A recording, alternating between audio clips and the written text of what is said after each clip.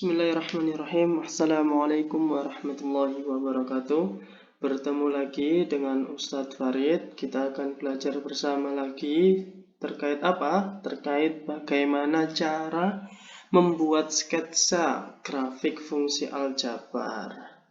Nah, ini lanjutan dari yang sebelumnya ya. Mungkin di benak kalian ada pertanyaan, apa itu Ustadz sketsa grafik fungsi aljabar? Nah, ini Ustadz sudah tuliskan.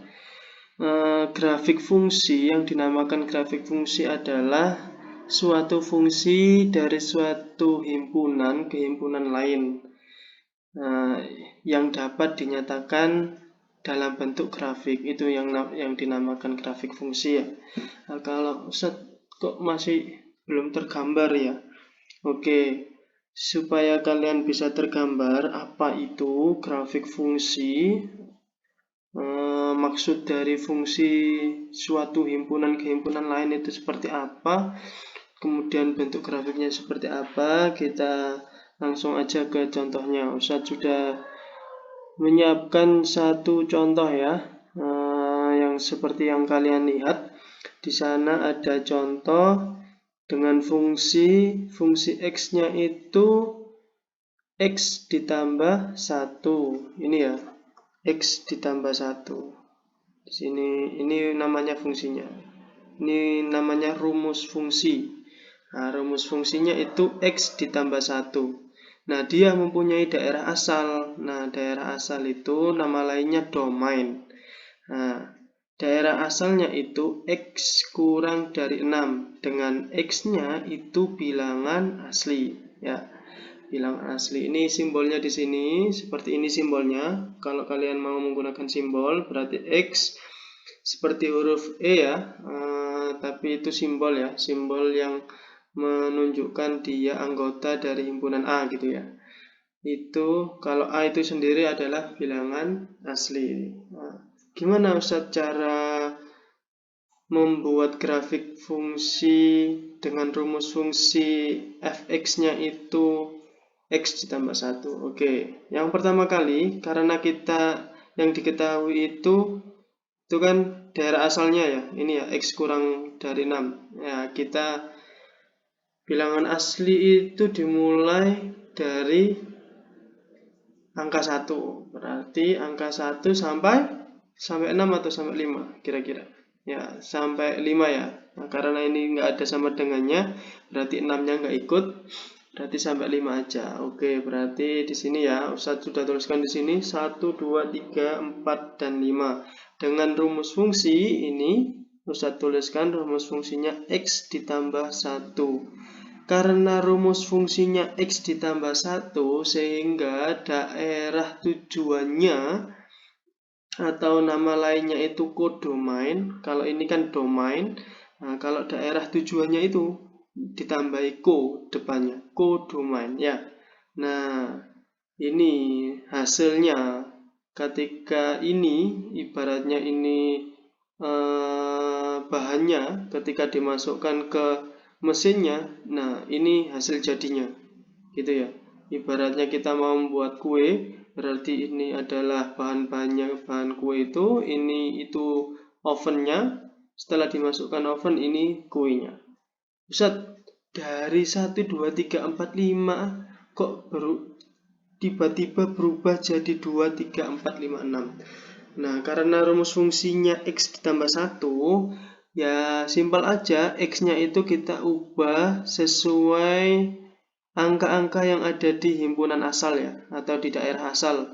Karena daerah asalnya itu ada 1, 2, 3, 4, 5, ya tinggal 1, 2, 3, 4, 5 itu masukkan ke x secara bergantian, sehingga kita menemukan daerah tujuannya ini 2, 3, 4, 5, 6. Masih bingung? Oke, Ustadz tuliskan. Nah, ini ya. Ini x-nya Ustadz ganti 1 karena daerah asalnya 1. X-nya Ustadz ganti 2 karena daerah asalnya 2. X-nya Ustadz ganti 3 karena daerah asalnya 3. X-nya Ustadz ganti 4 karena daerah asalnya 4. X-nya Ustadz ganti jadi 5 karena daerah asalnya 5. Nah, ya mudah aja, tinggal 1 ditambah 1 itu 2, 2 ditambah 1 itu 3, 3 tambah 1 itu 4, 4 ditambah 1 itu 5, 5 ditambah 1 6. Nah, dari sana kita sudah dapat apa itu? Apa ini namanya tadi? Daerah tujuannya atau nama lainnya itu kodomain. Nah, yang perlu diingat lagi, namanya daerah asal itu dia bilangannya selalu berada di sumbu X. Jadi domain atau daerah asal itu selalu berada di sumbu X ya. Di sini X-nya. Oh, berarti kalau ada yang di sumbu X pasti ada yang di sumbu Y, Ustaz. Nah, benar.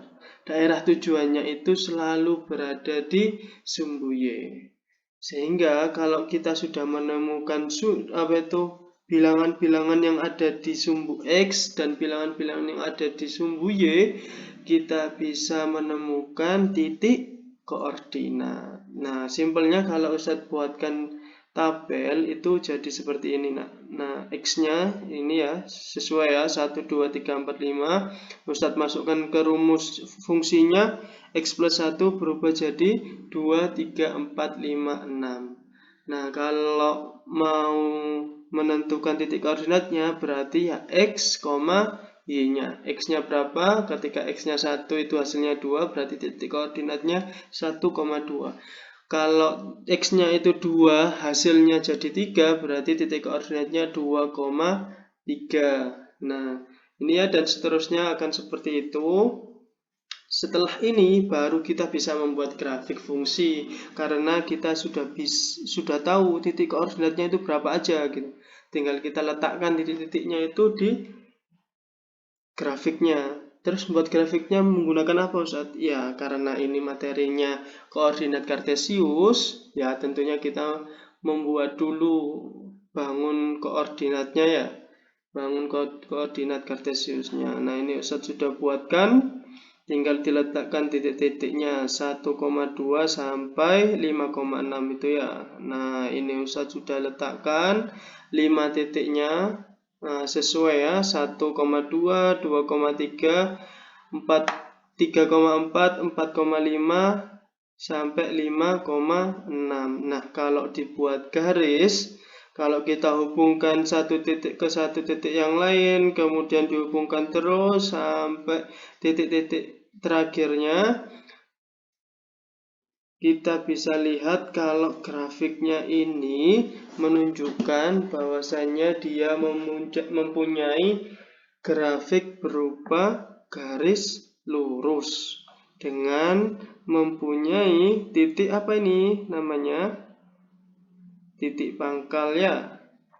Seperti sinar garis ini nanti garisnya ya. Dia mempunyai titik pangkal atau titik pangkal atau titik ujung.